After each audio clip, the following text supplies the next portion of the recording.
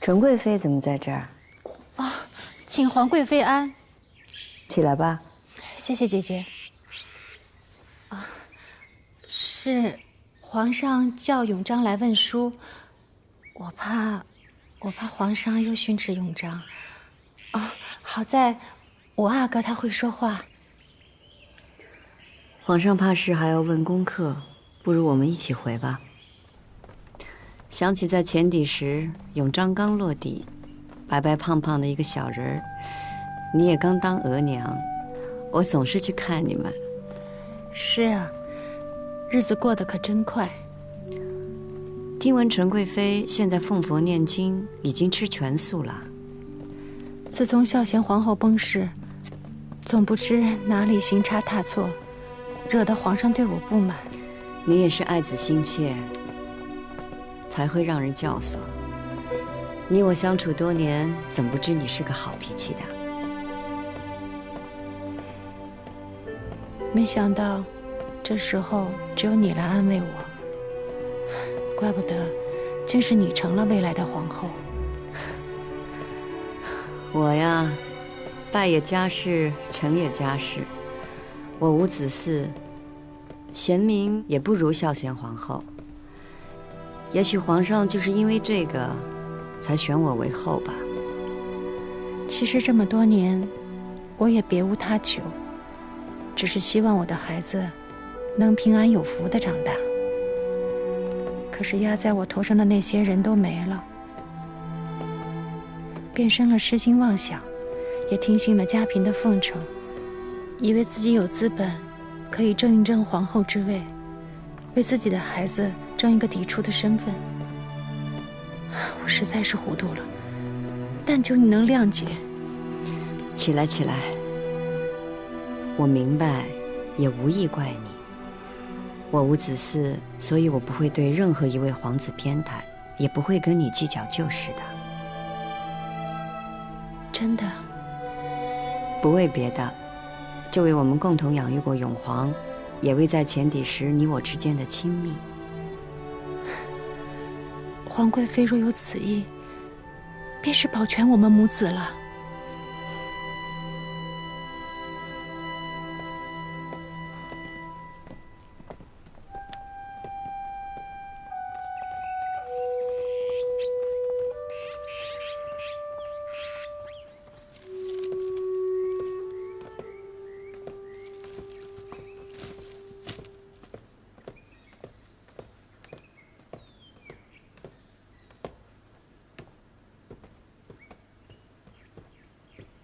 臣妾给太后请安。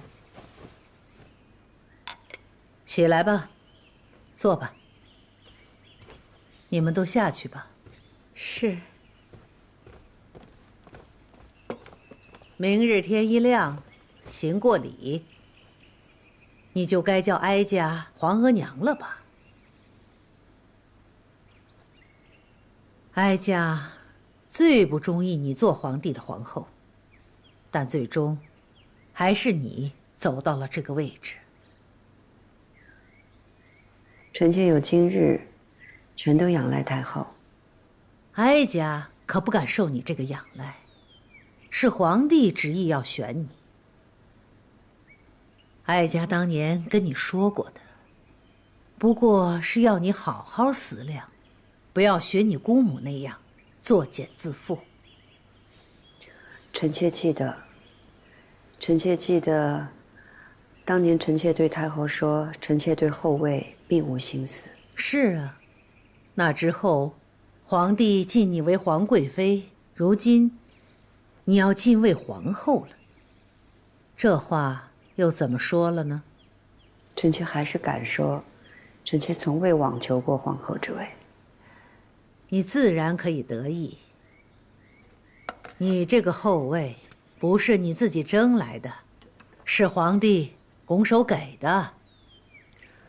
皇上的情谊和厚爱，臣妾万分感谢，不敢得意，没有珍惜。太后，臣妾想问您，先帝在您面前掉过眼泪吗？永皇过世的时候，皇上在臣妾面前强忍着眼泪，他说他不敢面对永璜的过世。皇上说，他欢喜皇子的长成，也害怕皇子的长成。他说他在万人之上，却也在无人之巅，孤零零的没人陪伴。那个时候，臣妾只想对皇上说，皇上一直让臣妾安心的话，有我在，你放心。然后皇帝就跟你说，让你陪伴他，成为他的皇后。是，那不正好合了你那颗心？臣妾是想和心爱的人携手并肩，不过对于后位，臣妾也向皇上坦诚，面对后位，臣妾惶恐。因为你姑母？姑母对臣妾的叮嘱，太后也知道。这份叮嘱，过了这些年，臣妾也没想明白，以至于皇上说到后位的时候，臣妾的心里亦是逃避。也是皇上的一句话，让臣妾猛然惊醒。这些年，或许是因为姑母的叮嘱，臣妾受困于皇后的身份、中宫的位分。只是这些，都不是臣妾在意的、想要的。臣妾真正在意的、想要的，只有皇上的情分。皇帝说的那句话是什么？皇上说，他是皇上，也是人父。他希望陪在他身侧的是皇后，也是妻子。太后，臣妾心中所向，并非后位，而是皇上的妻子。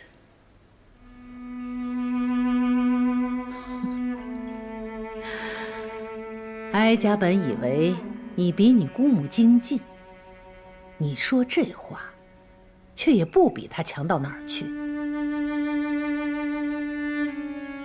皇帝是天子，身在万人之上，无人之巅，他们永远都不可能真正成为一个女人的夫君。便是皇后，也只是他们身边的臣子、奴才。太后，难道您从来就没想过要当先帝的正妻吗？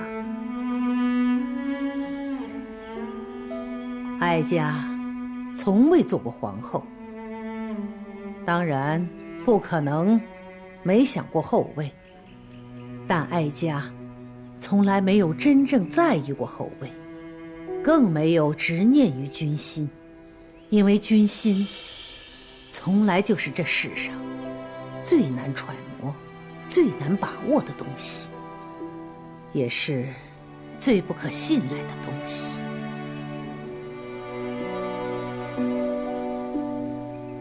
好了，你今儿来说了这么多，哀家明白了你的用心用情。你是皇帝亲选的皇后，哀家没有什么话可以再说，只是哀家再警醒你一句：作为皇帝的继后，不是一件容易的事情。而大清开国以来，你们乌拉那拉氏的皇后，更是不易。臣妾或许看不清后位，看不清前路，也不够看得清皇上。可是臣妾看得清自己的心。臣妾不喜欢孤寒高位，可皇上说他孤单，臣妾就只想到他身边去。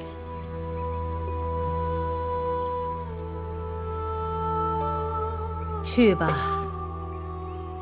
皇帝正等着你呢，一步一步走到他身边去吧。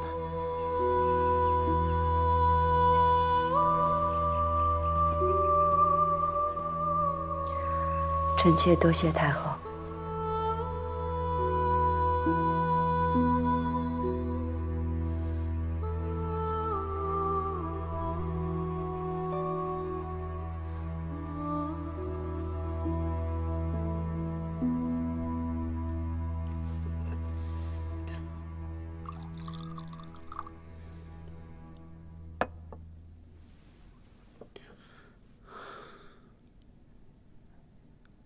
2年了，浪花，朕决定要册立继后。朕定的是如意，朕特意来告诉你一声，希望你在九泉之下能够明白朕的决定。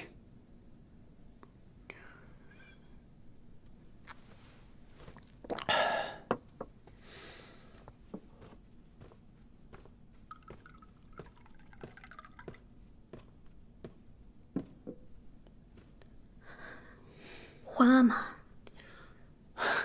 景色，你回来了。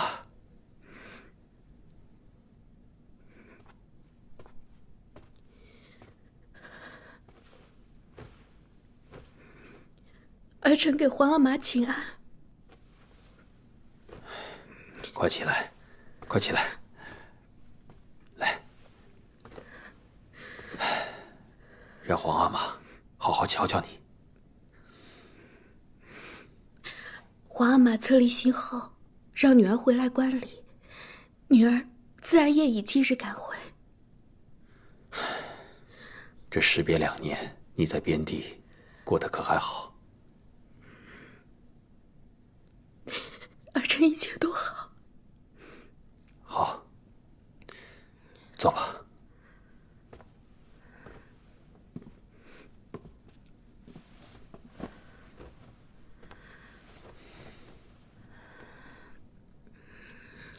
皇阿玛，听说额娘临终时举荐的皇后，并不是贤娘娘。或许在你额娘的心里，如意并不是最合适的人选，可是朕觉得合适。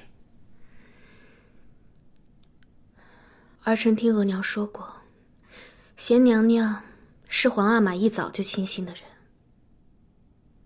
可是贤娘娘没有家室，没有儿女，只怕其他娘娘们都会不服。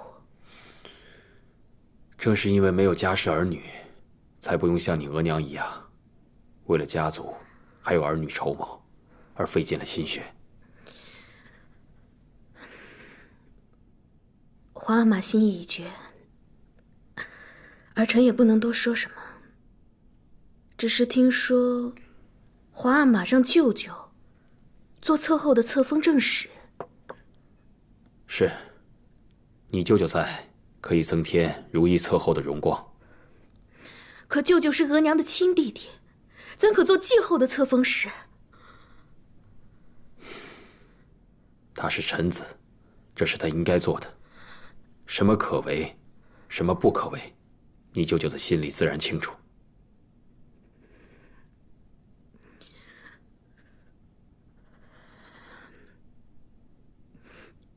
皇阿玛决断就是。那就好，你留下来陪你额娘说说话吧。朕先回宫了。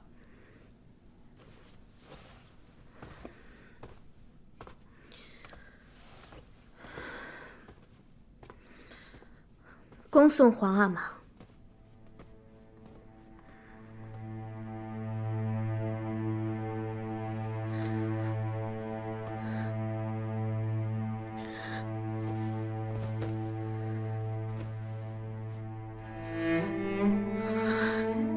额娘，您走了，皇阿玛终于要立乌拉那拉氏为继后了。可您别难过，有得宠就有失宠。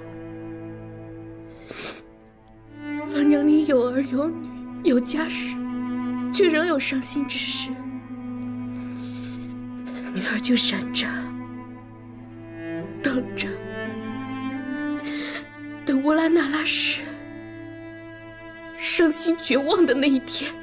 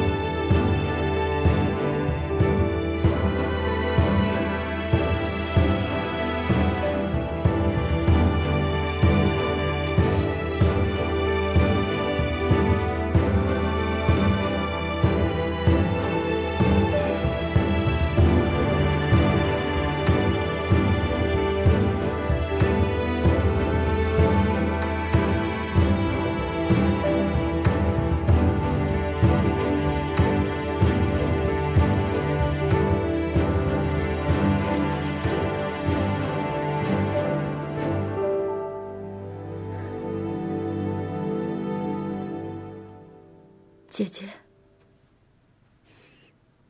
你终于走到这一天了。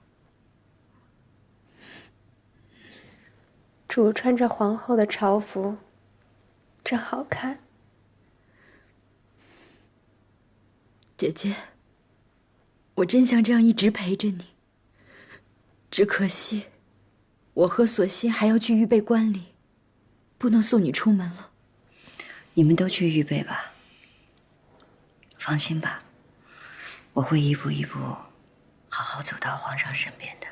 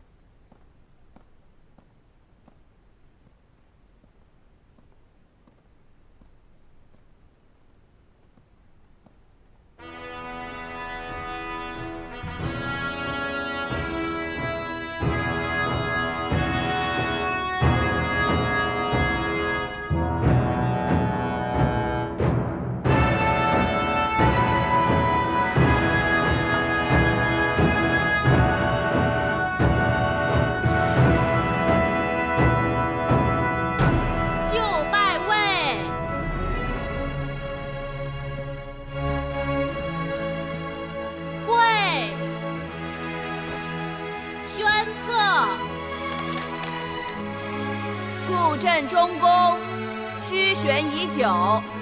皇贵妃乌拉那拉氏，秀玉名门，详中士德，早从前底，克贤内则，今兹养成皇太后慈玉，以金册金宝，立尔为皇后。钦哉！受册。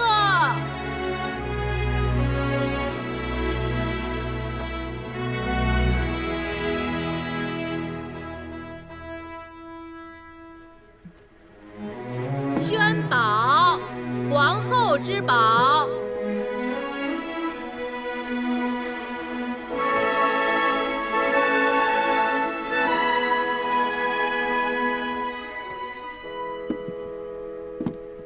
臣妾叩谢皇上隆恩。行六肃三跪三拜礼。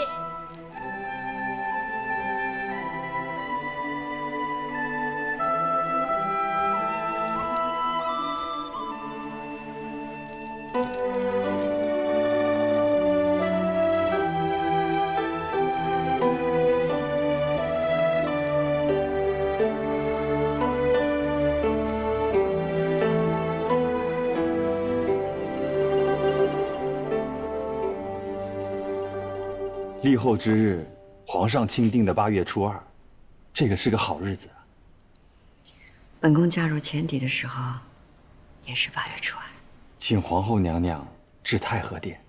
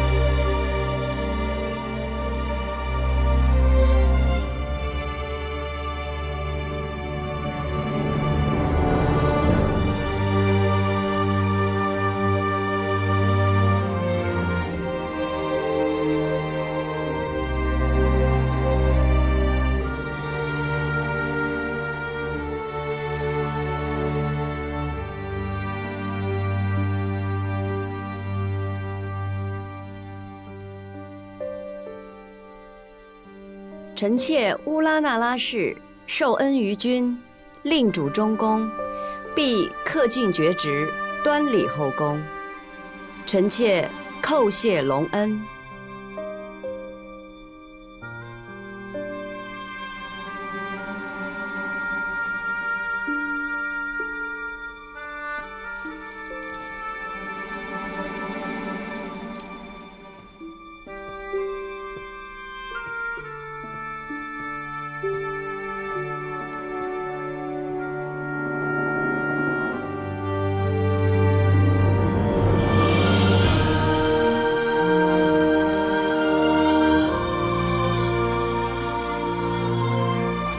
祝皇上皇后凤凰于飞，和鸣铿锵，白首之喜，百年河心，跪！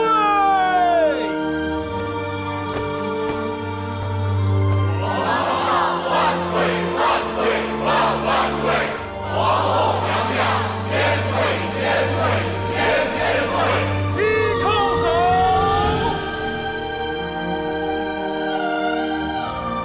二叩首。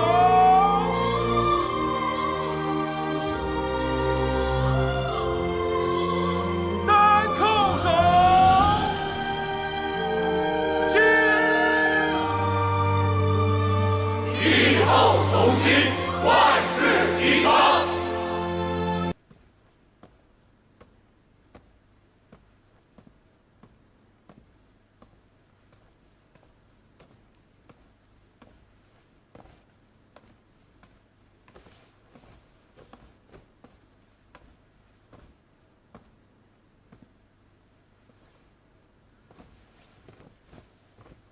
皇上，龙角高台揭盖头了。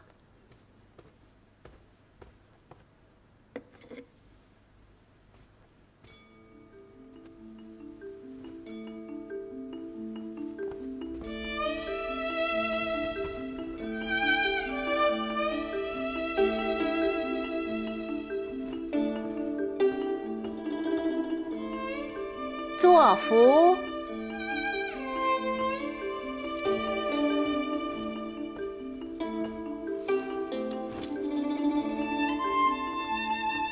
饮合卺酒。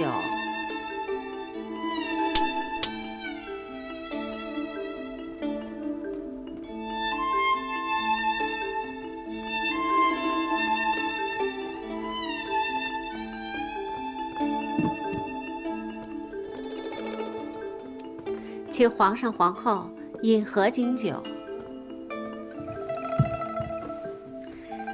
皇上皇后百年合欢。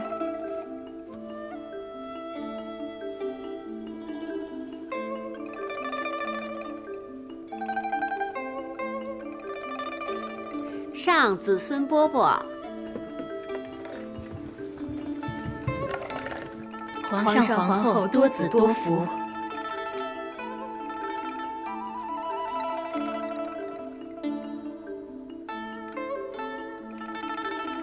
生的，要的就是生的，千金难换皇后娘娘这句话。皇后说生的，自然是生的，啊。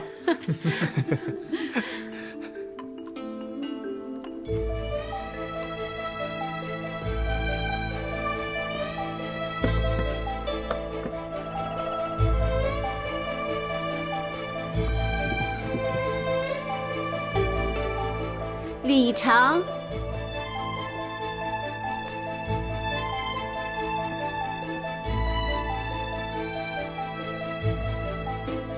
恭贺皇上皇后娘娘大喜。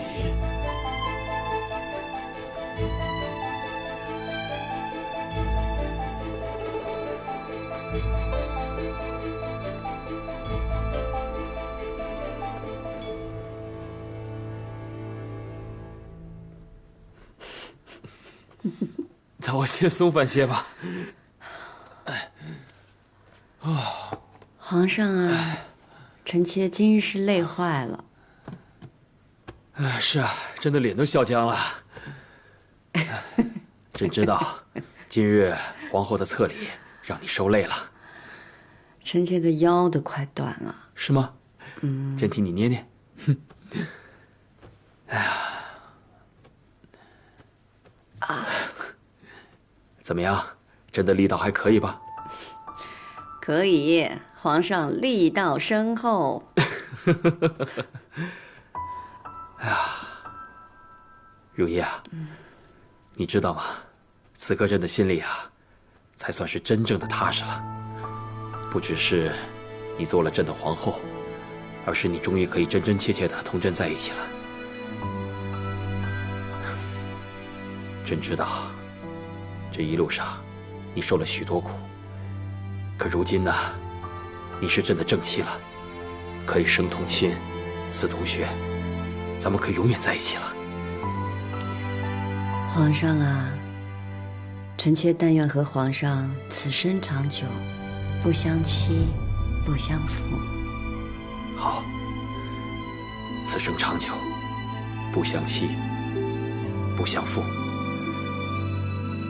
君无戏言，这个君不仅是天下君王，更是你的枕畔夫君。那不如咱们安置吧，眼睛都睁不开了。瞧你累的。好，来人，更衣。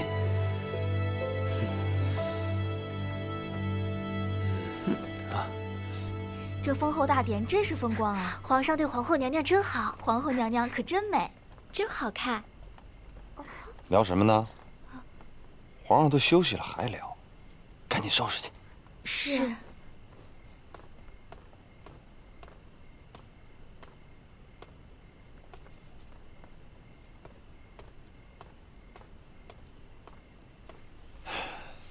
林大人辛劳啊！李公公辛劳，这皇上大婚，这一刻也离不开您呢。哎，今儿是喜事，再忙也高兴。是，我再去那边看看。李公公辛苦。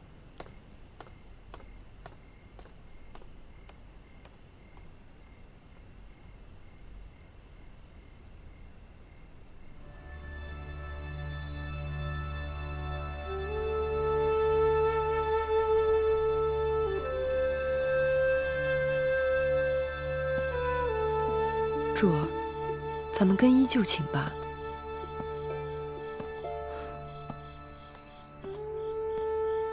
本宫第一次见立后大典呢，真是热闹宏大呀！怪不得人人都想往上爬。柱儿，您的路还长远着呢，将来一定会青云直上。青云直上，本宫这辈子怕是没指望成为皇后。若能做个皇贵妃，也就心满意足了。这样，额娘就不会看不起本宫了吧？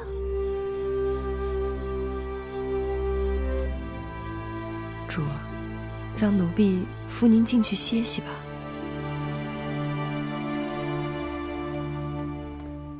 都喝这么多了，还要喝？你这不折腾人吗？哎呀，你今儿是真高兴啊！啊，看见皇上娶亲，你也想娶了是吧？嗯，这是你说的啊，你别扯上我。哎，我现在还真有一姑娘，每天让我朝思暮想的。就是令嫔宫里的兰翠。哎，那模样，令嫔身边的人。人，你想都别想。怎么着？你是又担心令嫔了吧？这皇上立了皇后，你怕她被冷落？谁说坐上皇后的位子就可以幸福美满、高枕无忧了？嘘！哎呀，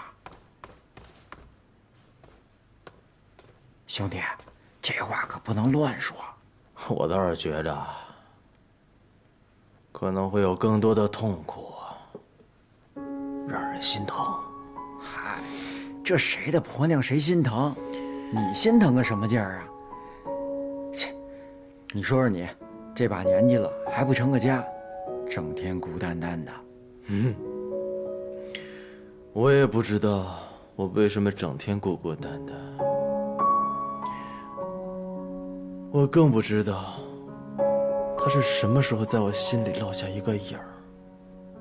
一个只能远不能近的影儿。我只能远远地看着他，但是他的高兴和伤心我都懂，我懂。现如今都好了，我自然是高兴的，我很高兴。但是高兴之余，我还是担心，不知道来日他还会受多少痛苦，还有磨难。你看看你，还是想着你的令主不是？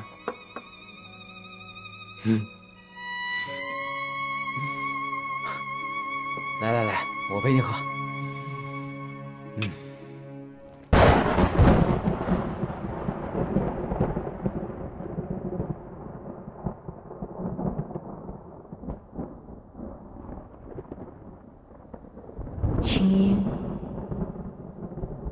青音，你终于当皇后了。你真不愧是乌拉那拉氏的女人。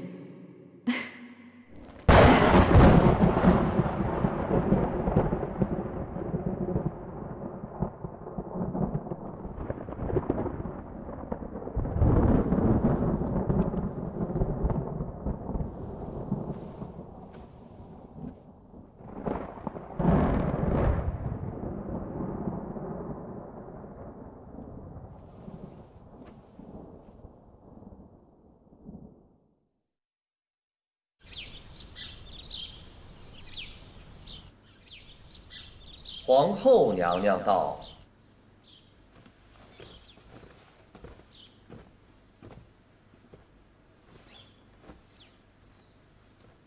臣妾请皇后娘娘万安。起来吧。谢皇后娘娘。坐吧。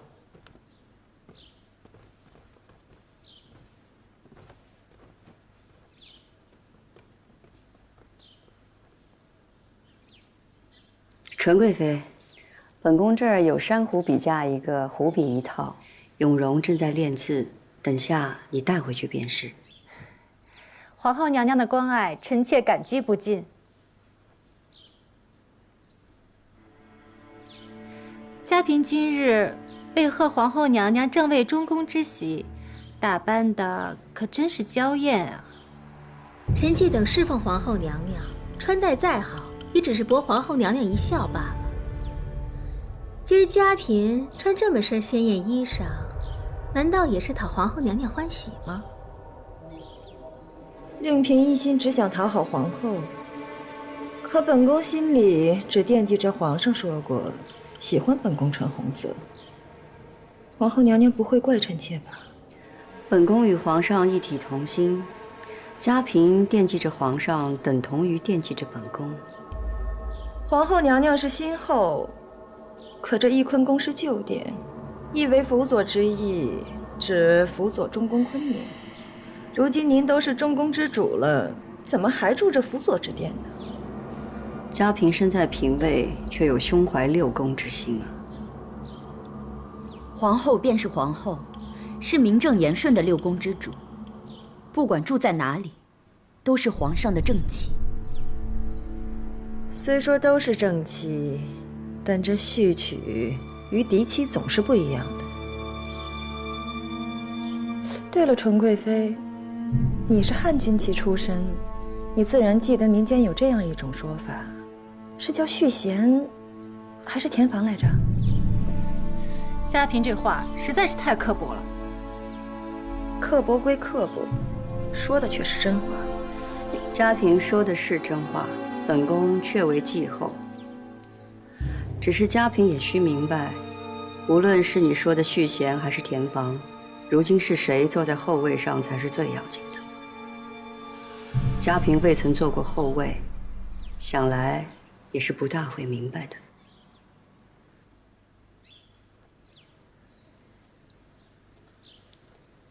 这么着吧，本宫昨日封后大喜，今儿也高兴。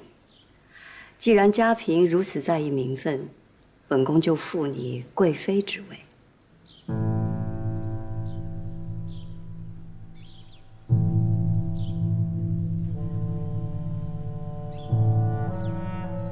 不是皇上的意思。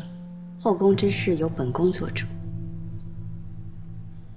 嘉贵妃，还不赶快起身谢皇后娘娘的恩典？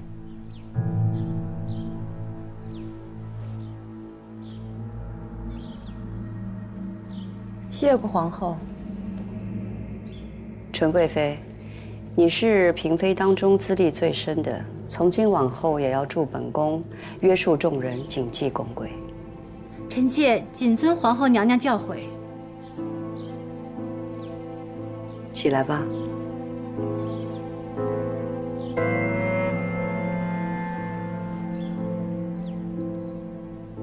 容佩，在。去把本宫赏赐给纯贵妃和嘉贵妃的耳坠呈上来。是。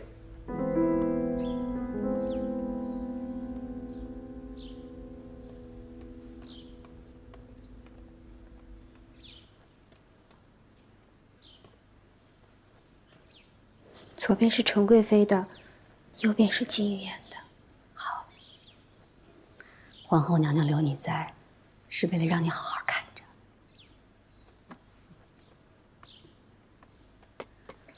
纯贵妃为尊，您为先。这副是皇后娘娘赠予纯贵妃的。这玛瑙明珠耳坠真是华贵。臣妾多谢皇后娘娘赏赐。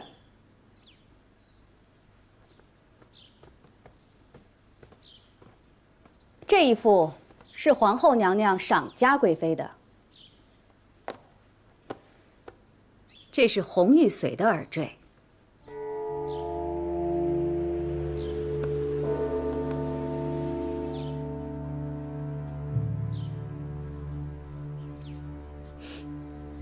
怎么，嘉贵妃不愿意领受皇后娘娘的心意吗？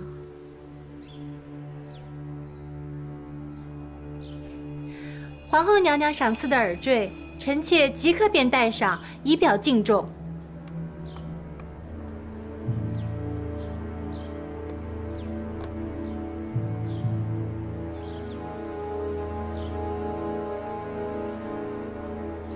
多谢皇后娘娘。臣妾回去自会带上。嘉贵妃若是真有心，此刻带上便是了。您可别忘了，您这贵妃之位还是皇后娘娘给您赋的呢。孝贤皇后在世时最忌奢侈，如此华贵的耳坠，臣妾实不敢收。红玉髓不如玛瑙珍贵，那是因为纯贵妃资历深厚，儿女双全。地位该在嘉贵妃之上，这也是本宫的不是，以为在宫中尽人皆知，所以没有一早告诉嘉贵妃红玉髓和玛瑙的区别，也叫嘉贵妃觉得红玉髓是华贵之物，并可用来一步登天。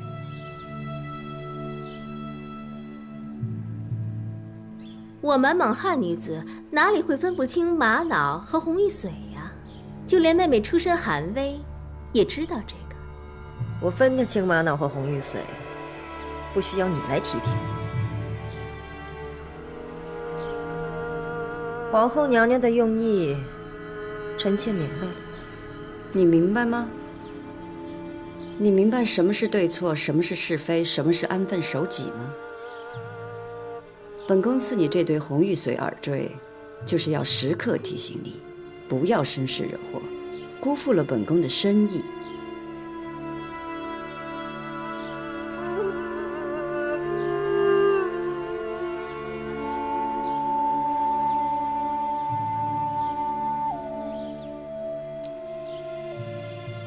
这耳坠穿孔的针深，比寻常的粗了2倍不止。臣妾的耳洞太细了，穿不过去。戴耳坠原不用劳碌嘉贵妃，穿不穿得进是奴婢的本事，肯不肯让奴婢穿，便是嘉贵妃自己的心意。贵妃复位来之不易，妹妹可别轻易又丢了。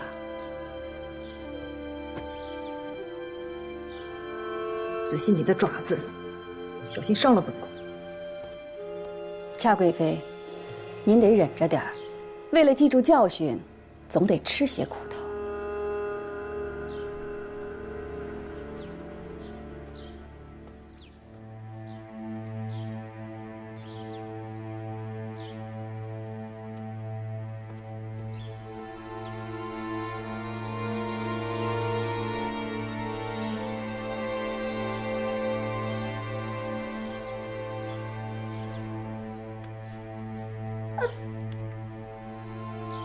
疼死本宫了！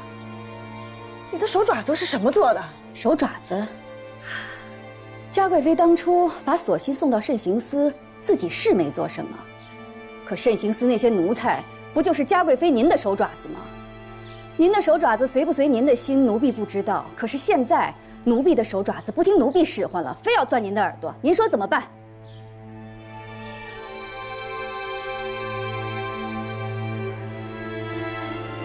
皇后，你就看着你的奴才欺凌臣妾吗？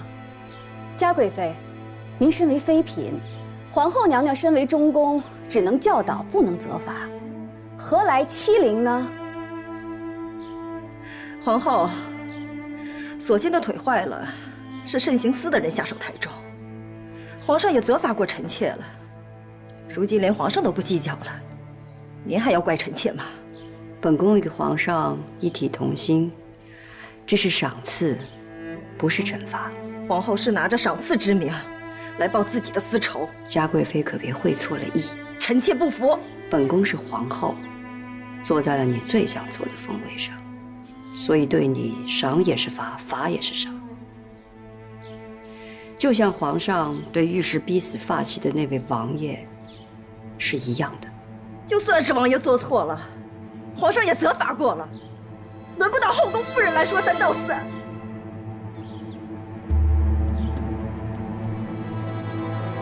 皇后娘娘够宽宏大量了，作为嫔妃，说话不用敬语，还穿着正红冲撞中宫。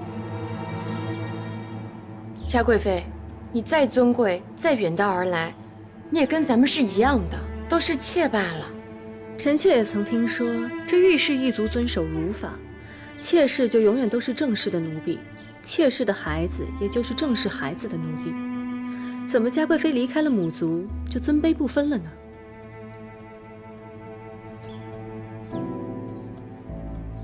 本宫只想提醒你，你的一切错处都干系到你，还有你的2位皇子。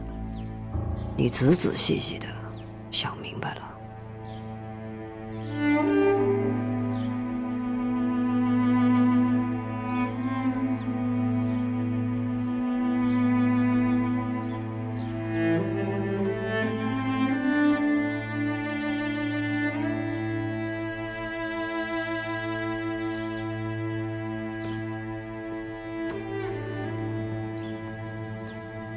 嘉贵妃，您别再挣扎乱动了，否则就是您自己不小心伤的耳朵。再说了，您规规矩矩一些，奴婢很快就给您带上了，您也少受些罪。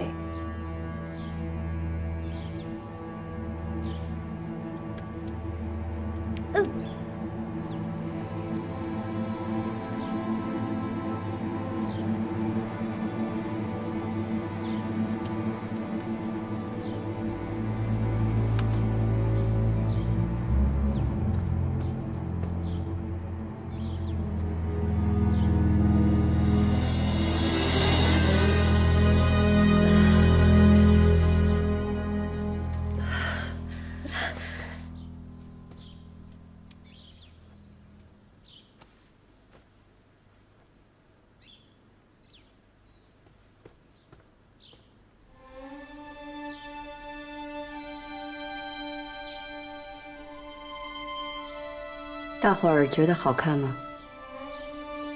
好看。本宫也觉得好看。不过，疼吗？皇后娘娘明知故问。疼就好，疼才记得教训。碧溪，你可要回去好好的照顾嘉贵妃啊，别像珍淑一样，一个不小心便被打发了出去。珍淑有御氏母族可回，你可没有。是。嘉贵妃，您的眼泪珠子太珍贵了，要留，别留在奴婢面前。在奴婢心里，您的眼泪和屋檐上滴下的脏水没分别。但您若要把您的泪珠子甩到皇上跟前去，那奴婢也得当着各位主的面回清楚了。皇后娘娘给的是赏赐，是奴婢给您带上的。若是伤着碰着，您尽管冲着奴婢来，奴婢没二话。但您若要把脏水往皇后娘娘身上泼，那您就歇了这份心吧。满宫的嫔妃主都看着呢，这是您自己愿意承受的，不为别的，只为您自己做过的那些亏心事，这也是该受着的。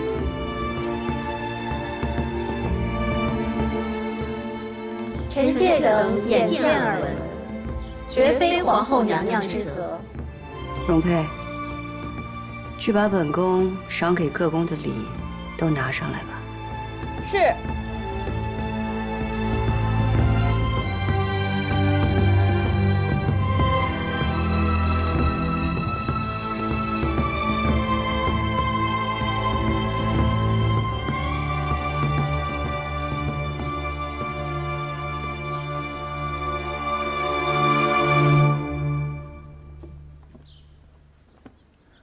主儿忍一忍，奴婢替您摘了它吧。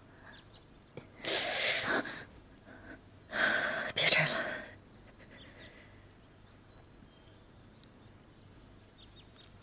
主儿，您今日受委屈，旁人都看笑话呢。奴婢替您摘了它吧。张王败寇，他羞辱我也便罢了，他竟然平白无故的提起王爷。王爷也是他被提的，不成，我要带着这个去见皇上，我绝不允许他在皇上面前对王爷说三道四。主，今日皇后娘娘只是训导你，动手的是容佩，皇上要怪也是怪不到皇后娘娘头上的。我咽不下这口气。主，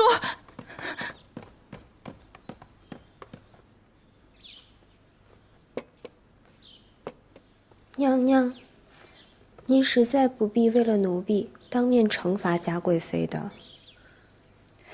那时候你从慎刑司出来的时候浑身是血，本宫就说过不会让你白白的受了这个苦。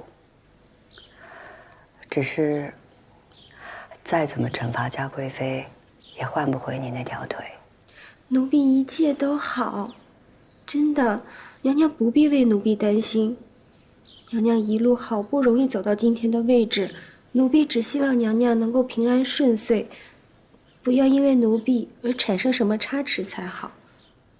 姐姐一步一步从妃妾的位子艰难上来，也是需要宽严并济、制衡于下的。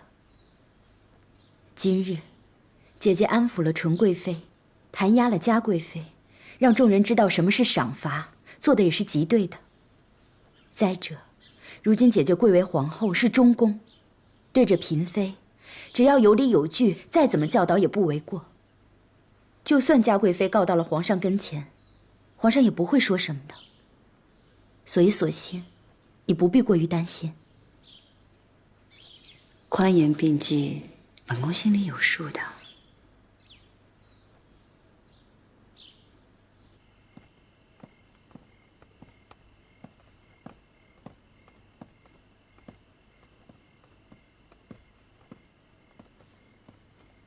臣妾给皇上请安。啊，如意啊，你怎么来的这么巧？正想去瞧你呢。来，坐。那臣妾和皇上是心有灵犀了。那可不，皇后娘娘来的正是时候。皇上听嘉贵妃聒噪了半天，怕也是累了。臣妾正好熬了百合羹，皇上尝尝。哦，百合好啊，百合寓意呢百年好合的意思，是个好意头。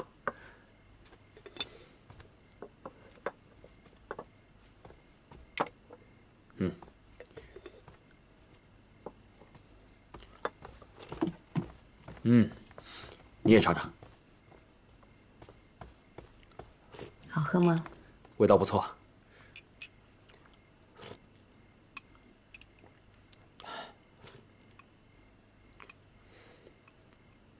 如意啊，方才嘉贵妃来养心殿见朕，哭哭啼啼的，说你弄伤了她的耳垂。皇上既然知道了，臣妾就不必多言了。嘉贵妃一直对你不逊，如今你初登后位，如果不加以弹压的话，只怕她往后难以压制啊。皇上，臣妾不只是要提点嘉贵妃，而是要压制后宫里仰仗母族的风气。皇上因为遇事对嘉贵妃一直格外开恩，他不仅不感念皇恩，还觉得可以仰仗母族，在后宫里任意妄为。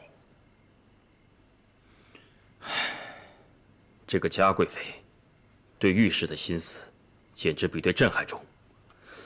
之前也是因为她为御史王爷大悲大痛，纠缠求情，才致9阿哥难产夭折。如今她又出言不逊，朕已经罚她到奉先殿，对着列祖列宗思过了。皇上明断。罢了，不说这些了。如意，来。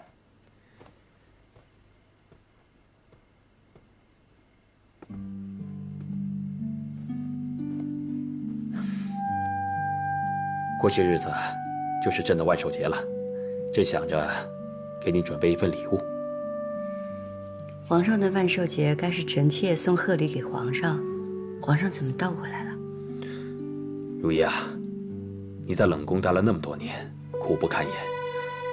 而冷宫里呢，那些多半是先帝留下来的遗妃，朕已经下旨了，将他们挪去热河行宫好生养老，让他们不再过这样的苦日子了。皇上的意思是？朕的意思是，从今以后没有冷宫，宫中的夫妻一心，绝对没有情绝相弃之事。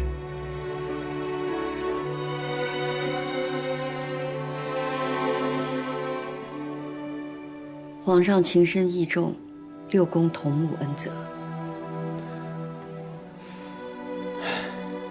如意啊，朕不只是为了6宫，更是为了你。你如今已是皇后了，朕会追封你的阿玛纳尔部，为1等承恩宫。你的额娘呢，就为承恩宫夫人。过些时日，朕会安排你额娘进宫探望你，你们母女俩好好聚聚。臣妾谢皇上为臣妾想得周全。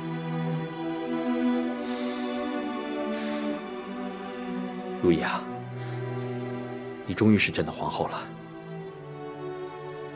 咱们终于可以一同入画了。朕已经叫郎世宁准备了，咱们可以同在画中，相依到老。过些时日呢，朕想带你去五台山烧香，想去夜祖祭灵，想去告慰列祖列宗，告慰天地。咱们还有好多地方要一块儿去呢。皇上，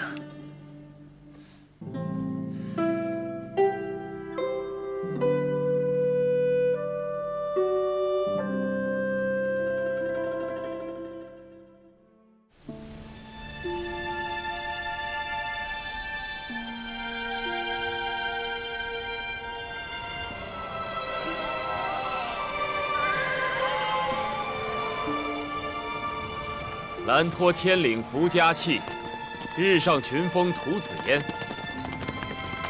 如意啊，走在这苍茫天地间，就只有我们2个人。伴随天外云卷云舒，好不快意啊！皇上，您就带臣妾一个人出来，不大合规矩啊。朕想单独和你待一会儿，不算是偏宠吗？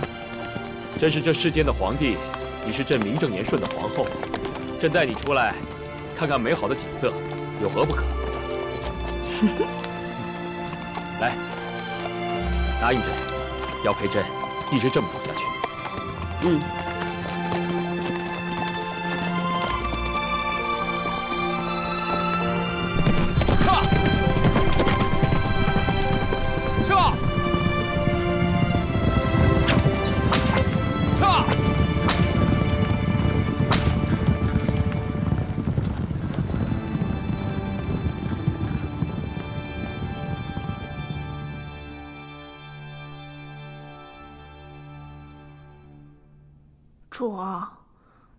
自您被皇后娘娘穿耳受辱，皇上不仅不为您做主，还日日让您来这奉仙殿罚跪，为9阿哥早上思过。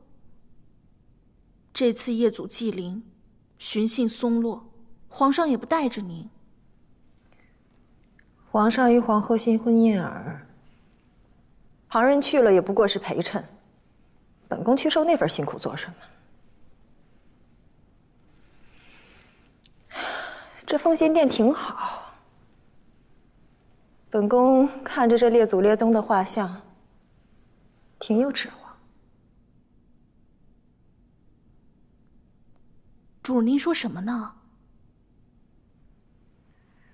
这挂着的画像，都是大清历代的皇帝。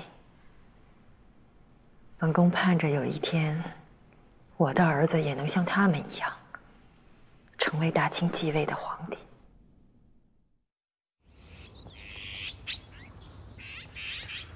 承恩宫夫人，皇上特意嘱咐，您年岁渐大，以后都坐轿入宫。谢皇上厚爱。快到翊坤宫了，皇后娘娘怕是等急了。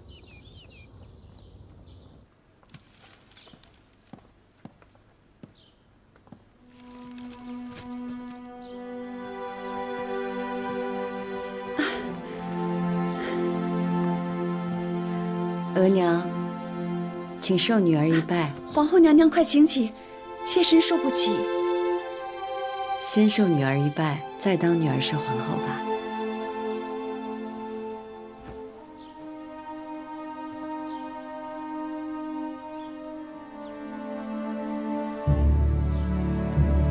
皇后娘娘，快请起，让妾身行国礼吧。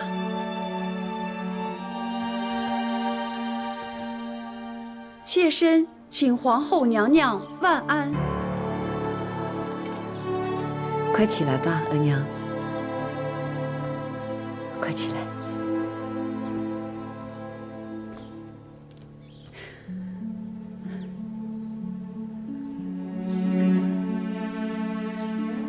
皇后娘娘，皇上对你好吧？此番一路和皇上夜宿祭林，巡幸松落，辛苦不辛苦？女儿和皇上一块儿不辛苦的。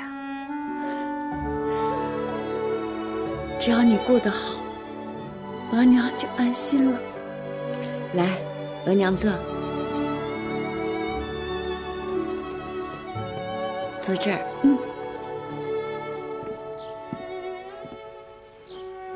你快坐。夫人，娘娘一早就嘱咐了，这些都是素日您最爱吃的点心。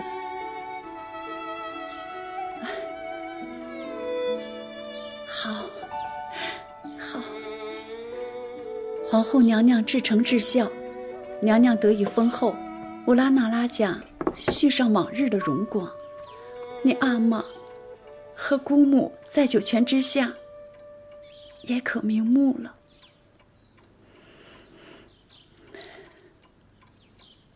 你这一路走来有多难，额娘看在眼里，真的心疼。当皇后必有皇后的难处，也是不容易的。想想你姑母最后几年，额娘真的好怕。额娘，女儿会小心的。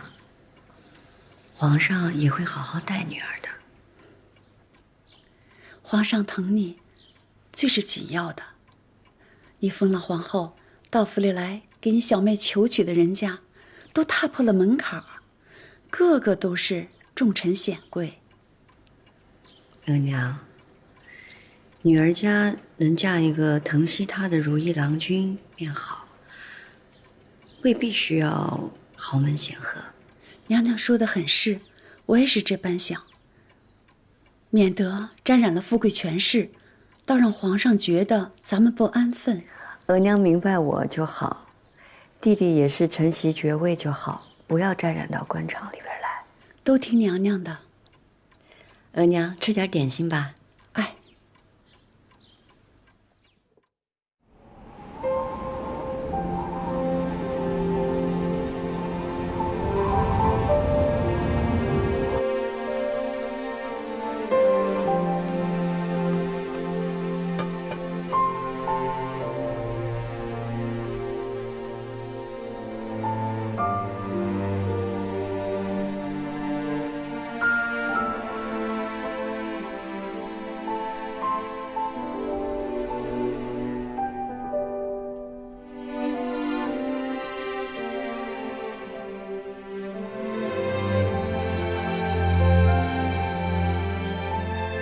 手是不是有点凉啊？不凉。皇上，你跟皇后娘娘握着手的姿势非常好。好啊，那你就画下来，看朕与皇后如何执手相看两不厌。好的。皇上，这不合规矩。是不合规矩，但合朕与你的心意。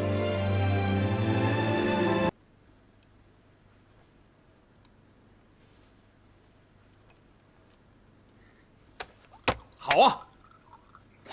皇上什么事儿这么高兴啊？这朱尔莫特纳木扎叛乱，岳钟琪啊，立刻率兵平定。朕倒要看看还有谁敢不驯服他。有皇上的龙威在，谁能不被驯服啊？皇上，令嫔娘娘说新学了乐琴，想要弹奏给皇上听，已经在外头候着了。让她进来吧。这。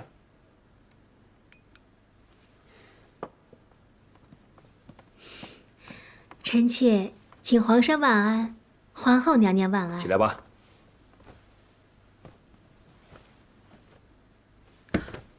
淑嫔怎么了？怎么了？我们主这几日一直头晕不适，昨日贪新鲜吃了半个贡梨，结果还吐了半夜。哟，这该不会是遇喜了吧？当然不会。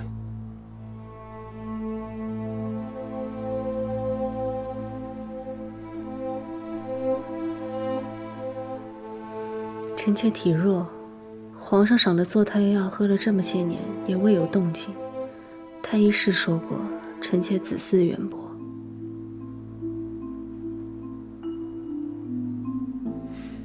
李煜啊，奴才在。传其入。这。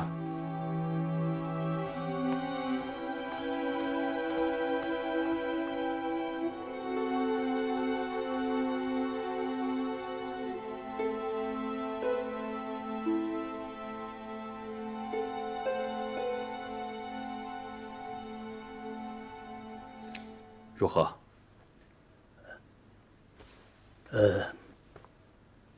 恭喜皇上，淑嫔娘娘的脉象是喜脉，已经2个月了。真的？确定无误。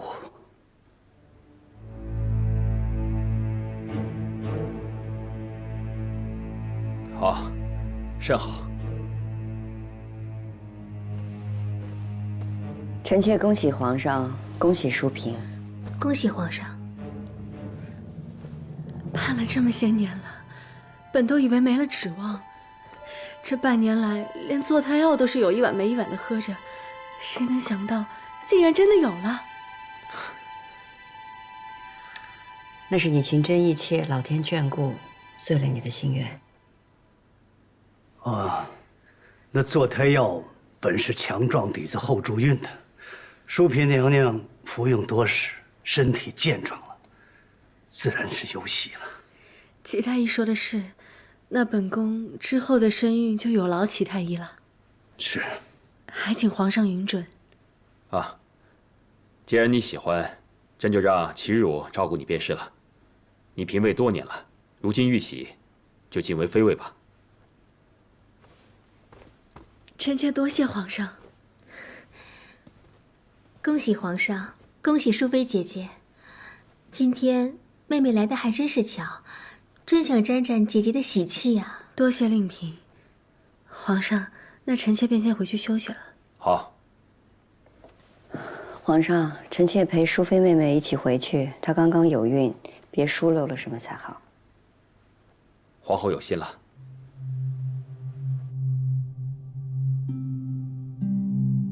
齐汝在。怎么回事？淑妃娘娘突然遇喜，想必是那坐胎药没有按时喝下的缘故。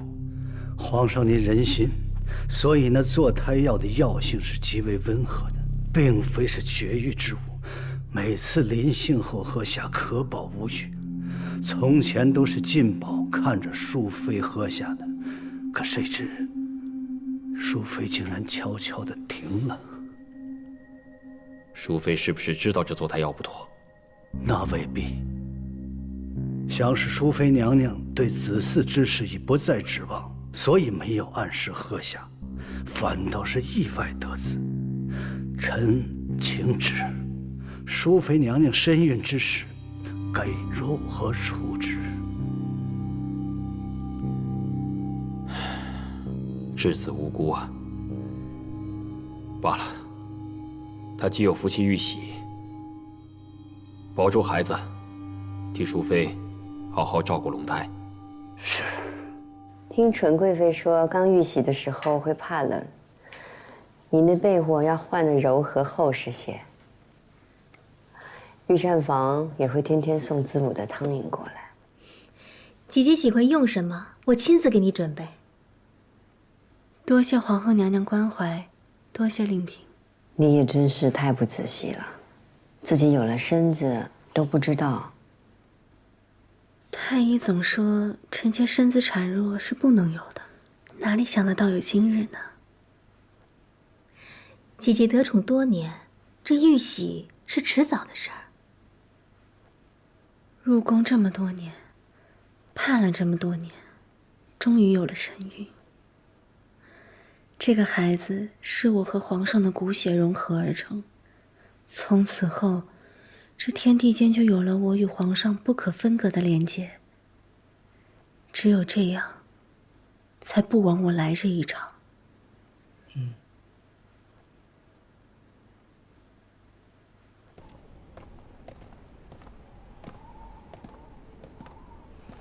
看着淑妃姐姐如愿以偿，臣妾是为她高兴，但心里也是忍不住发酸。不瞒您说，淑妃姐姐喝着坐胎药，臣妾也一样喝了。你哪儿得的方子？皇后娘娘恕罪，臣妾求死心切，找人寻了淑妃姐姐的药渣，自己悄悄配制的。可喝了这么多年，却一点动静都没有。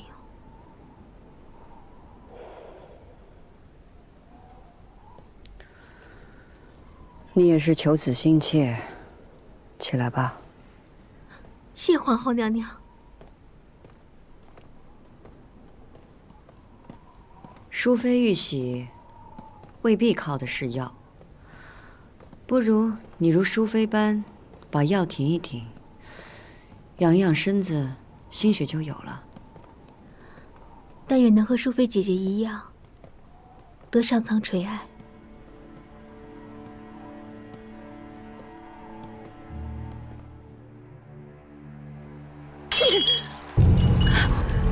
怎么了，主？主，这都是药啊！怎么能这么喝的，主？不行，淑妃的玉玺了，怎么本宫还没动静呢？主，你不觉得奇怪吗？当初淑妃怎么喝都没怀上，如今不喝了，反倒就有了呢？你胡说些什么？奴婢也说不上来。但主，您就先把药停一停吧，把这药渣送到宫外，给宫外的大夫瞧瞧。你是疑心这药不对？奴婢也不清楚，但总觉得多留心眼儿吧。谁让淑妃是把药停了才玉玺的呢？好，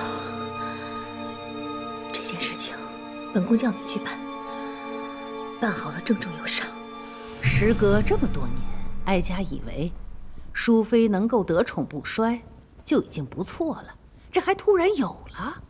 皇上宠爱了淑主那么多年，也放下心了。人非草木，淑妃一片痴心，皇帝总该明白。哎，淑主呀，是贵在太痴心，才不肯像梅嫔那样为太后探听消息，为您进言。淑主也是可怜，不知道皇上这些年一直防着她呢。不知道有时候比知道强。糊涂啊，未必不是福气。至于淑妃一直不大肯为哀家做事，甚是个不听话的棋子。哎呀，以后有了孩子，叔主的心呀，更向着皇上了。那要是孩子生下来就归哀家抚养呢？那叔主一定会乖乖听话的。傅家，前几日山东巡抚进贡来的东阿阿胶，你去送给淑妃，让她好好养身子，生个白白胖胖的阿哥。是。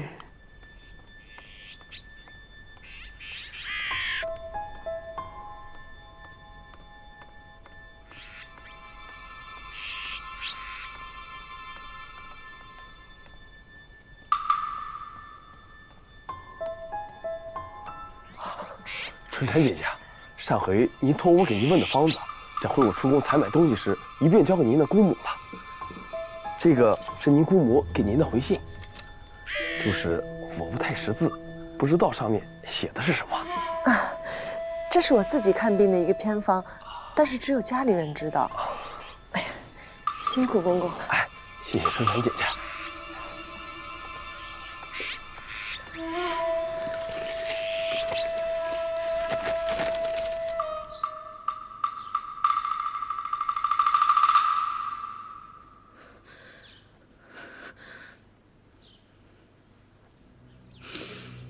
怎么会这样？不会的，春蝉，你姑母找的什么大夫？不会是什么江湖游医，随便看了看就拿到本宫这来应付？没有，奴婢和姑母怎敢？找的都是京城中最有名的大夫看的，姑母不放心，还多找了3、4家呢。阿珠。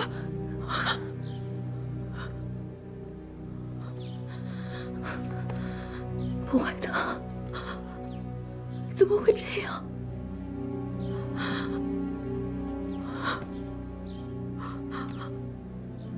不会的，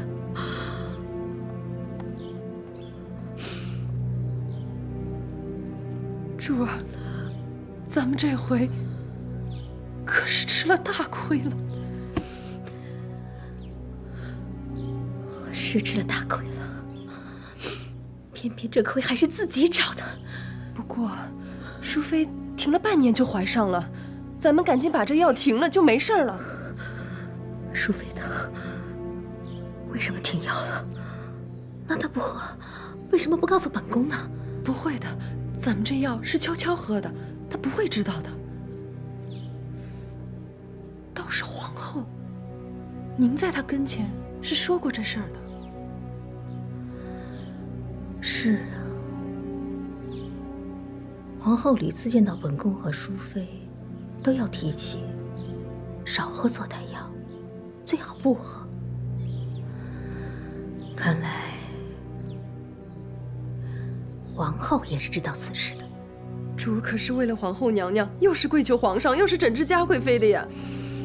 本宫做小伏低，奉承示好，却换不来皇后一句真心话。这皇后真是铁石心肠。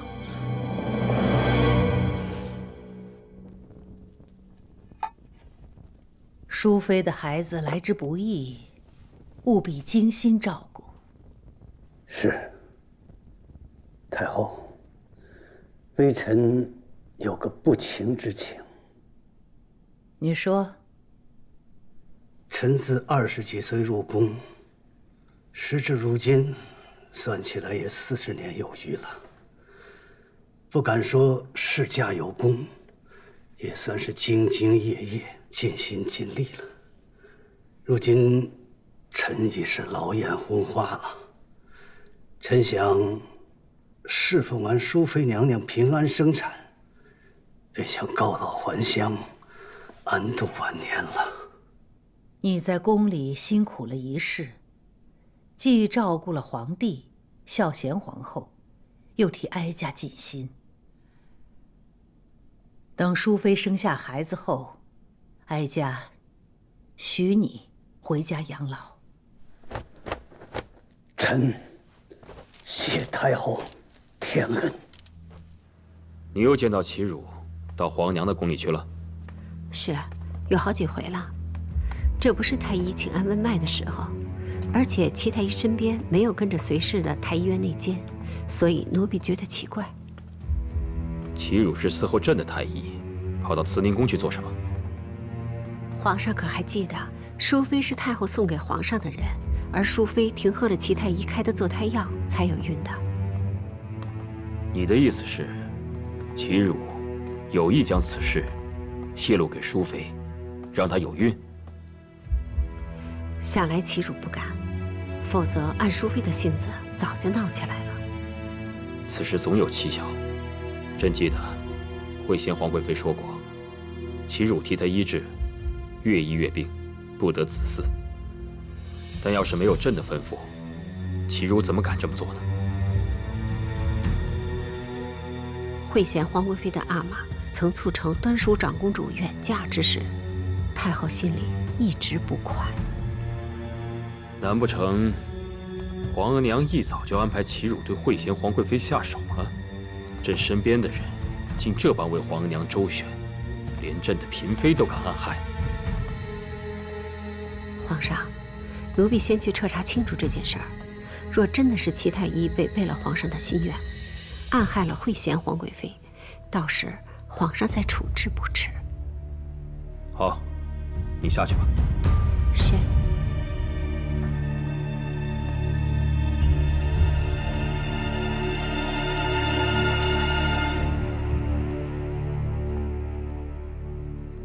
自去岁以来，朝中一切安定，边地虽有骚乱，但迅速平定。如今政通人和，朕打算奉皇太后南巡江浙，沿途体察民情。你们都说这天下富庶安定，可这富庶安定，朕都是在奏折上看到的，未曾眼见。圣祖也曾南巡，与官民同乐，朕是圣祖的子孙，理应效仿。皇上圣谕。太后说这是皇上第一次南巡，巡幸的地方又是江南燕柔之地，陪同的嫔妃除了本宫之外，都是汉军旗。六宫的事儿还是于妃料理着，她会好好照顾你。多谢皇后娘娘美意。你看你现在肚子都那么大了，孩子也会动了，多好。想来臣妾第一次见到皇上时，还以为以后再也见不到皇上了。哪知日后真能到皇上身边，还能有皇上的孩子。臣妾知道，皇上喜欢诗词汉墨，又懂得琴棋书画，就几乎没有什么是他不会的。原来我熟读诗书，就是为了要走到这个倾慕的人身边去。本宫也是替你高兴。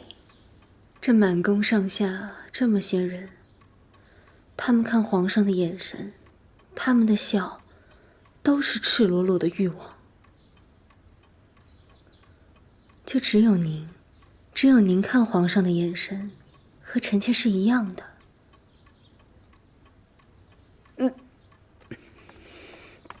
主害喜的厉害，来，还是好好养生吧。你是头胎，是会辛苦些。本该留下江雨冰伺候你，可他得皇上信任，要跟着皇上南巡，可惜，你可要格外仔细呀。是。皇后娘娘关切，于妃姐姐细心，不会有碍的。本宫这次跟着皇上南巡，勇气也还小，所以只能托给于妃照顾。她又要料理后宫，未必可以事事齐全。你要是有什么拿不定主意的，